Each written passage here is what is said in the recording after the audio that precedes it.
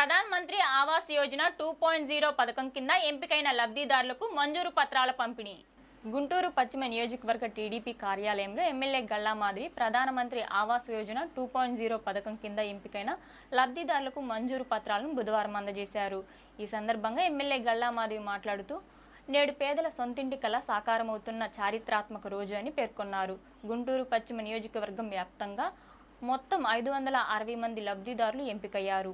అన్న ఎన్టీఆర్ ప్రతి పేదవాడికి సొంత ఇల్లు ఆశయాన్ని కూటమి ప్రభుత్వం సాకారం చేస్తుందన్నారు. సీఎం నారా చంద్రబాబు నాయుడు దూరదృష్టితో కేవలం 16 నెలల్లోనే రాష్ట్ర వ్యాప్తంగా 3 లక్షల ఇళ్లు పూర్తి చేసి పంపిణీ చేస్తున్నామన్నారు.